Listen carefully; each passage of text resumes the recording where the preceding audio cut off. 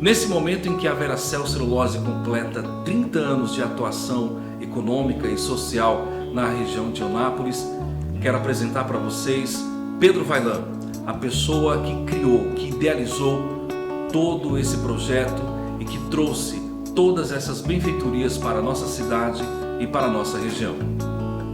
Pedro Vaillant, primeiro é um prazer, um privilégio conversar com você nesses 30 anos de Veracel e dizer que é para todos nós que trabalhamos com comunicação ter essa oportunidade de que você nos conte um pouco de como nasceu esse projeto que hoje nós conhecemos como Veracel Celulose. Como é que nasceu essa história, Pedro?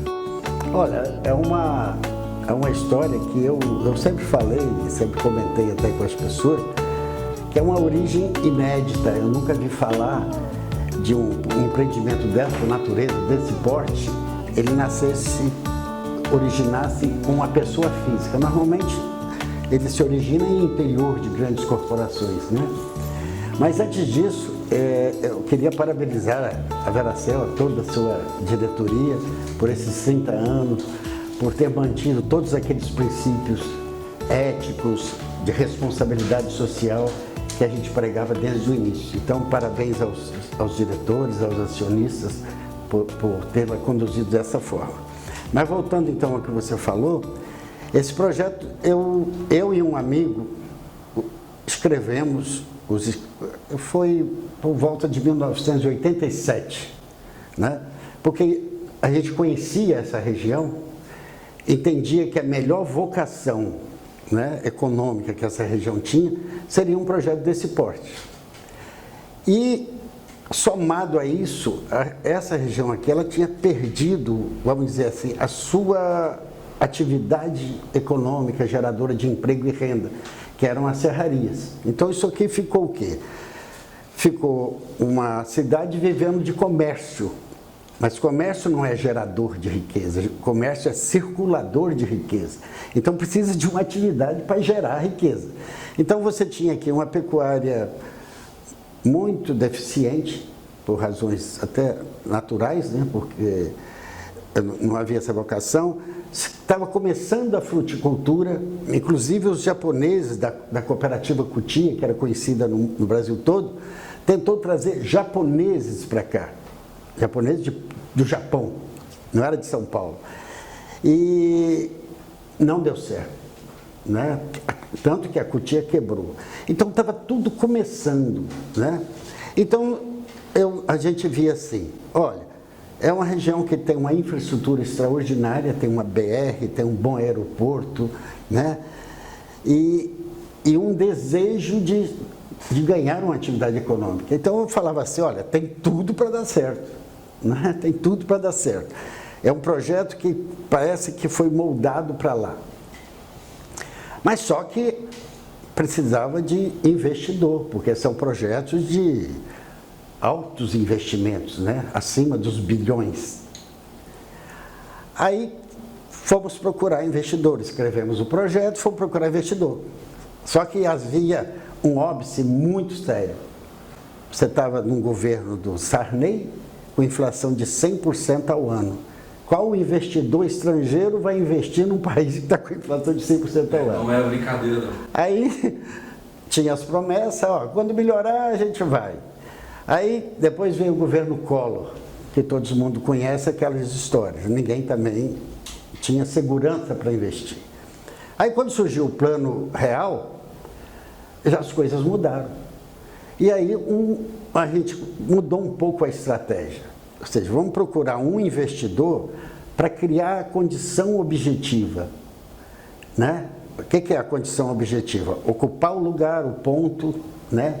Começar a produzir as florestas, que é a matéria-prima da celulose. E aí você cria uma atração, né? E aí esse investidor, que aí eu vou falar era a Odebrecht, nos outros tempos, onde eu a considerava uma empresa de nível extraordinário. Isso nós estamos falando do início dos anos 90? Isso no ano de 1990. 1990. Aí, conseguimos, né, convencer esse investidor. Ele falou: eu começo e te dou um prazo, para mim e para o meu outro colega, que já falecido, até 97, para vocês trazerem um investidor internacional para consolidar o projeto global, que é a floresta e indústria. Então ficamos aqui trabalhando de 91 a 97 para criar essa condição objetiva. E com a graça de Deus e com a competência do site e o esforço nosso, nós conseguimos trazer um dos melhores do mundo, que era, na época, a Stora. Não era a Stora Enso ainda, né? Que a Stora é uma empresa sueca, a Enso era uma empresa finlandesa, que no decorrer do tempo se fundiram. Então esse foi o acontecimento. Então construiu a sociedade e que gerou o que é hoje a fábrica. Agora, eu entendi que a minha missão era criar isso, criar a condição. Eu tenho a competência para criar essas condições, ou seja, a matéria-prima, convencer investidor. E se depois que você monta toda essa equação, que lógico que eu não montei sozinho, isso aí tem uma equipe muito grande, né?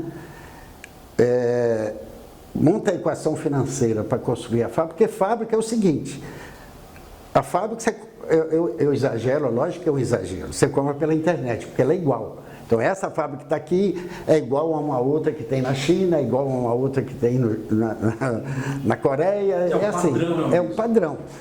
Só que é um investimento muito alto, né? Então foi quando eu decidi até que a minha missão estava cumprida e deixei a empresa. E hoje, com a graça de Deus e com a competência dos administradores, ela se consolidou e trouxe muito benefício. No meio de todas essas dificuldades, nós podemos fazer, e o acionista permitiu, alguma coisa até inusitada. Eu cito um exemplo, o Distrito Industrial, né? Eu um dia, foi ainda no governo do Dr. Ferrucchi, o governo do estado tinha um programa de instalar distritos industriais, só que a cidade tem que entrar com a terra, o governo do estado entra com a infraestrutura, e a SUDI que administra. Quer dizer, mas assim, qual foi o objetivo de ter esse distrito industrial aqui em Eunápolis, até para que possa... Era um apoio para... Não tem nada a ver com a Aracel, era para trazer para a cidade, é coisa da cidade, certo? Melhorar a infraestrutura, a empregabilidade. Isso era um programa de governo, né? Eu não lembro qual era o governador da época, mas um dia o prefeito chegou na minha sala e disse: olha, nós vamos perder o distrito industrial, porque nós não temos uma terra, nós não temos condição de comprar, desapropriar uma terra a tempo de entregar para o governo fazer a infraestrutura e administrar. Aí foi que eu corri atrás, primeiro convencer o dono do dinheiro, né? Vai comprar uma terra e vai fazer o quê? Vai doar. Eu falei, pô, difícil. Mas concordou. Então, eu comprei toda aquela extensão ali onde está o Distrito Industrial, zoonose, toda aquela extensão e disponibilizamos para a prefeitura entregar ao governo do estado para fazer isso. O que me entristece, apesar de não estar culpando ninguém que está lá, né? Não estou colocando a culpa naquele, a culpa é mais no modelo de gestão. Então a gente não viu a indústria lá, né? Tem muitas empresas de serviço que prestam bons serviços, empregam pessoas, mas não é aquilo. E outra coisa, está completamente abandonado a infraestrutura interna, né? Que era uma obrigação do Estado. Um outro fato assim inusitado também que eu gosto de contar, que eu jogo esse mérito, naturalmente que o mérito é deles, que é do acionista, foi quando nós identificamos que hoje a estação Veracel, que no meu tempo, quando eu criei, era a estação Veracruz, porque a empresa se chamava Veracruz. É chegar para o acionista e dizer que você vai comprar 6.000 hectares de mata para doar para a sociedade. Qual era o valor disso na época? Olha, eu não lembro exatamente, mas era coisa assim de alguns milhões do dólar da época, que o dólar na época era quase o mesmo valor do real, né? Mas em torno de 3 milhões, por aí. Hoje dá quase 16 milhões de reais. Então, Como é que você vai, num projeto que você não sabe se vai concluir? Você vai comprar uma mata para doar para a sociedade. Então, essa doação ela é feita na forma de... Tem uma modalidade chamada RPPN, a Reserva Particular do Patrimônio Natural. A Unesco reconheceu, então ela de certa forma hoje, ela é administrada pela empresa por razões óbvias, mas ela nunca mais vai deixar de ser uma RPPN. Então, por isso que eu falo, que foi doada para a sociedade. Aí lá nós montamos toda uma infraestrutura para... Quem já foi lá, eu não preciso nem falar, né? Tem toda uma infraestrutura para receber as pessoas, tem trilhas, tem pontes, tem plataformas em copas de árvore para observação, tem um minizoo, coopera na recepção de animais apreendidos para recuperar. É um lugar maravilhoso. Estudos botânicos, inventários da fauna. Então, é um trabalho extremamente importante. E uma outra coisa fundamental, eu não sei como está agora, mas eu acho que não mudou. De todas as terras que nós compramos, nós plantávamos 39%. 2% mais ou menos é infraestrutura, o restante são reservas. Áreas que eram pasto, que a gente isolou, e eu acho que continua fazendo hoje, que vão se regenerando. E a ideia era, na época eu chamava o projeto como é que era? Era o corredor, né? Que aí tudo ia interligar para ter o caminho de fauna, né? Para não ter área quebrada, certo? Então isso aí é muito importante, ou seja, você compra, eu não sei quanto está hoje, eu acho que a Veracel hoje deve ter uns 180 mil hectares de terra e planta, parece que 80 mil, tem plantado 80 mil. Então, de 80 para 180, você tem 100 mil hectares de áreas que são reservas. Então, não é toda empresa que faz isso. E eu fico feliz com as direções que me sucederam, é que eles mantiveram o princípio, certo? O princípio, poxa, ninguém chegou a falar, pô, você comprou 180 mil para plantar 80, o que você vai fazer com esse resto? Né? Você podia falar, não, eu vou desmembrar e vender. Não, manteve o projeto, manteve a essência. Então isso, eu até considero que isso é uma empresa cidadã, né? E agora, moderna, né? Que atende... Não, certo. E uma coisa que eu sempre falo, os mais velhos que estiver vendo esse vídeo, vai saber como foi difícil. Como foi difícil. Pedro, eu quero voltar um pouco no tempo. O quê? Eu quero voltar um pouquinho no tempo. Não volta muitos não. Eu quero que você conte pra gente a respeito das dificuldades que você passou, porque teve uma ideia. A ideia está na cabeça, é tudo muito fácil. Sim. Qual foi o principal desafio para implementar antes de 1990, assim, o que você teve que enfrentar, porque você enfrentou aí 2 governos que foram complicados, né? Você enfrentou aí a negação e até a espera para poder implementar, teve que comprar terras, teve que vender madeira. Fala para a gente um pouco dessa história para poder dizer para os investidores que realmente era um projeto importante. Na realidade, as primeiras dificuldades eram dificuldade política, né? O país estava um desastre, inflação de 100%, depois o Collor que teve um impeachment, quer dizer, o Brasil desgovernado. Quando teve o Plano Real, o país ganhou uma certa credibilidade. Então isso criou espaço, né, para investidor. Mas não foi, se você for olhar bem, só em 97 é que o investidor estrangeiro chegou. O Plano Real foi em 90, né? 90, se não me engano. Então, foi feito o Plano Real, ficou tudo bem, mas o capital é o ente mais racional que existe, né? Falou, vamos ver se esse negócio anda bem. Então, só em 97 é que chegou o capital estrangeiro. Então, mas a grande dificuldade não foi essa, não. Os mais velhos aí vão lembrar do sofrimento que foi. Por quê? Muitos jovens, né, foi a era das ONGs, né? Todo mundo queria salvar o planeta E a gente falava assim, são os melancias, né? Verde por fora, vermelho por dentro. E teve um momento que nós saímos no Jornal Nacional. Um dia eu mostrei para minha mãe, quando ela era viva, um jornal, acho que da Suíça, onde eu aparecia. Só não disse para ela o que estava escrito embaixo. Mas nós éramos taxados de bandidos. Né? Bandidos. Então, era um ataque atrás do outro. Mas aí, o que acontece? Entrou um grupo e conseguiram fazer o seguinte, bloquear a empresa. Nós ficamos impedidos de trabalhar. E foi uma luta terrível, que inclusive trouxe o ministro do Meio Ambiente aqui. Então aqui foi que ele... E chegou aqui, a empresa embargada, a gente não podia trabalhar, o mato tomando conta das plantações, né? Era uma tristeza, sabe? Uma tristeza. E você via que as pessoas que lutavam contra, aquele tipo de pessoa que, se você perguntar assim, você vive de quê? Da mesada do meu pai, ou da mesada de alguém, né? Trouxe uma equipe do IBAMA e uma equipe de ONG. Ficaram aqui as duas equipes durante 15 dias para checar todas as plantações, todos os cantinhos da empresa. Aí o que acharam? Nada.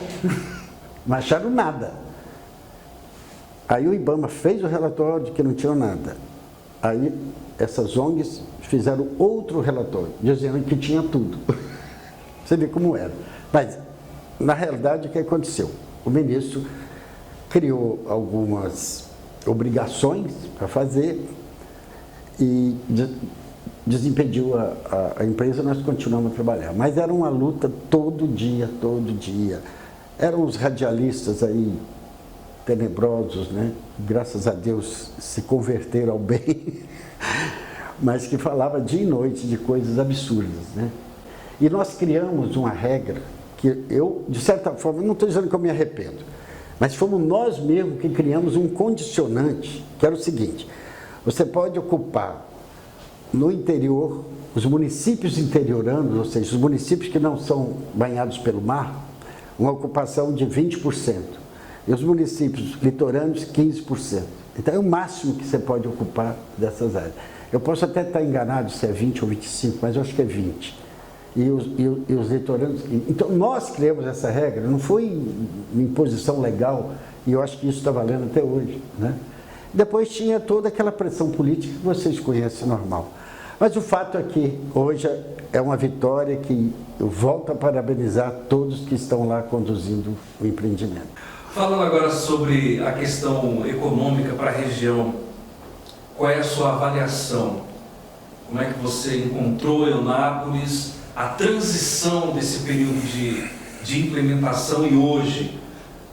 O que você se orgulha, o que você fica triste, o que você achou que ia dar certo que não deu? Não, o advento da Veracel, inclusive, viabilizou a hidrelétrica Itapebi. Isso ninguém sabe disso, né? Então foi a Veracel, eu não estou dizendo que a Veracel foi lá, fez aquilo, não. Ela criou a condição para fazer aquilo lá. Apresentou os caminhos para que chegasse.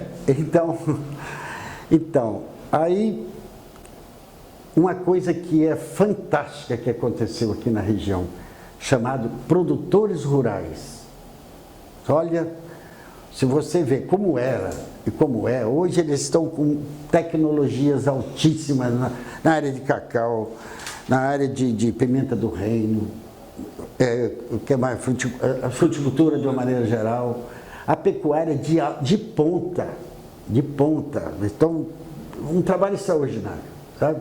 Que eles estão fazendo e cada dia melhorando mais. Então, eles também são uma força extraordinária que deram para essa região, né? E aí o que me desgosta? Vamos dizer assim.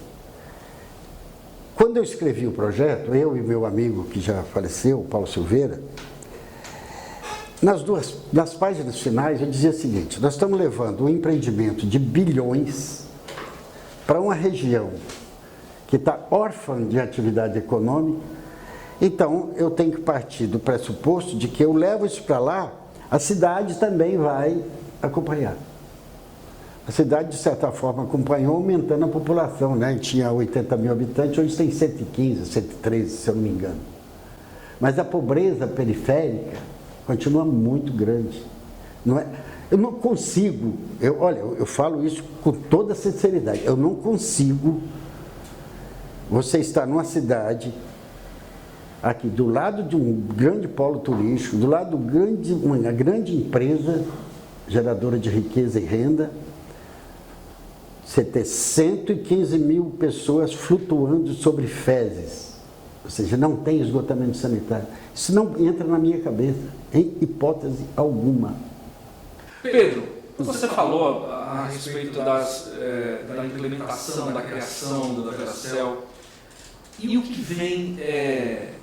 veio junto nesse bojo, quais são os projetos que veio junto aqui para a região, né? O que você pode falar a respeito disso? Muita gente às vezes não sabe de muitos projetos que tem aqui que beneficiam a economia, a sociabilidade, a infraestrutura da região. O que você pode falar sobre isso?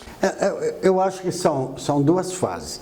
Tem a fase investimento, que é mais complicada, porque você está numa fase de investimento, tá pegando, porque o dinheiro para isso ele é pego no mercado, né? Uma parte o acionista coloca, outra parte pega no mercado, paga juro, isso de bancos internacionais, bancos nacionais. Então a fase de investimento, você é meio mais limitado, mas muita coisa foi feita. Eu já citei aqui a viabilidade do distrito industrial, eu falei da estação Veracel, que aquilo para mim é um maior orgulho que eu tenho, chama Estação Veracel. E tem os programas sociais de apoio às escolas, né? Que a gente tinha muito isso.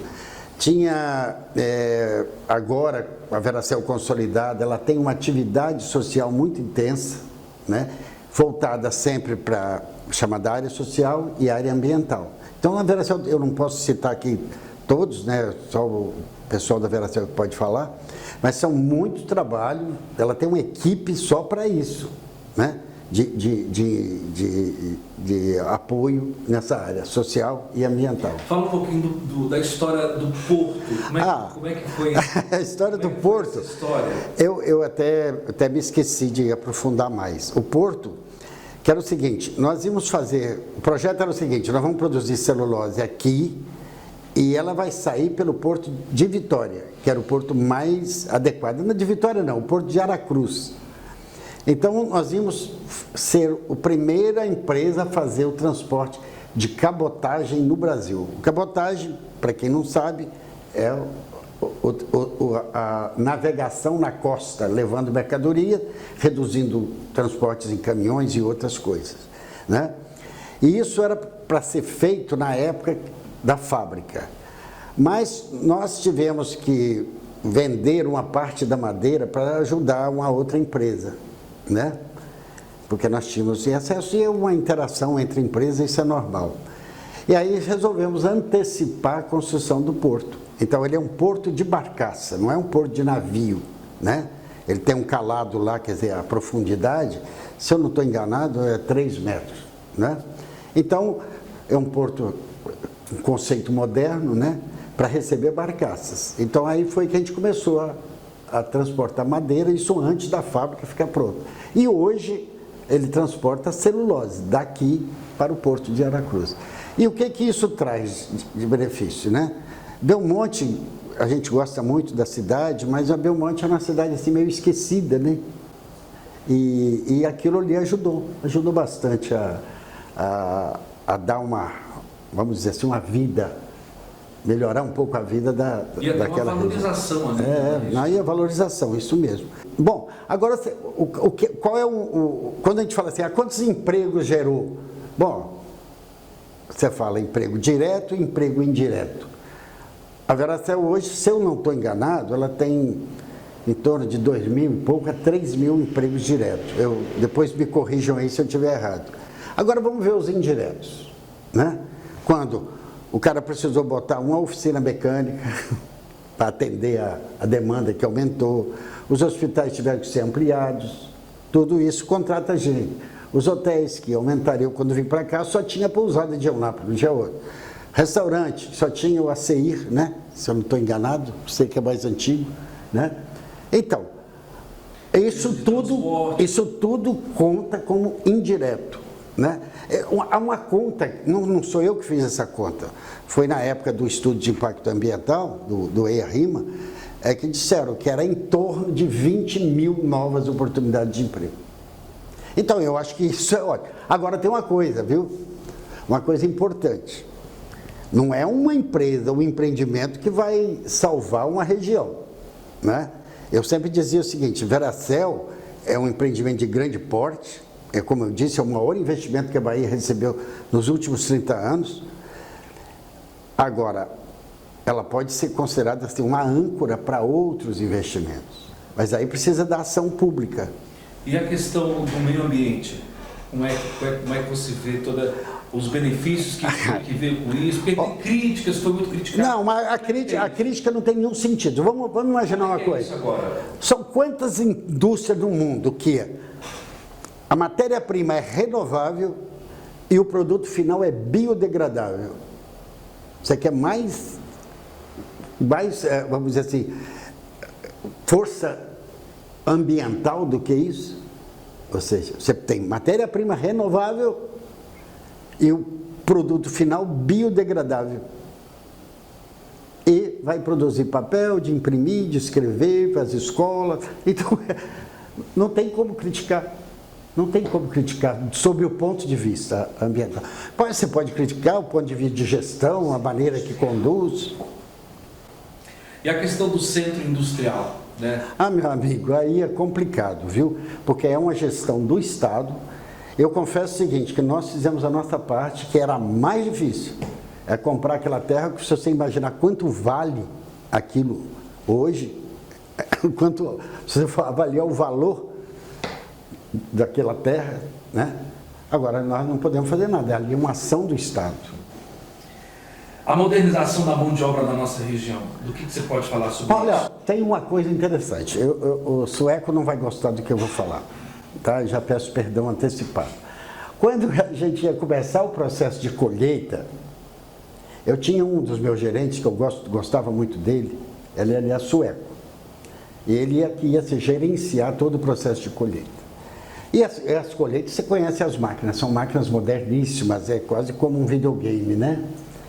Então, um dia ele chegou para mim, na minha sala, e falou assim, vou trazer 20 operadores suecos para cá, para treinar o pessoal. E na hora, não sei se eu estava meio chateado, eu falei uma palavra só, falei não. E, naturalmente, que ele não gostou, porque ele tinha uma ideia. Depois ele entendeu. Eu falei, eu vou formar esses rapazes que têm segundo grau completo, que estão hoje vendendo sapato, vendendo roupa nas lojas. Vou formar eles e com 7 meses nós seremos a equipe mais eficiente do Brasil nesse campo. Ele falou, olha, até admirou, né, da minha convicção. Aí foi o que nós fizemos. Compramos um simulador, uma coisa igual o simulador de avião. Você entrava, um dia eu entrei e você estava na máquina. Você entendeu? E encontramos vários simuladores para botar no computador. Então ele passa a primeira fase treinando ali no computador e depois ele vai para o simulador grande, que é a máquina mesmo, né?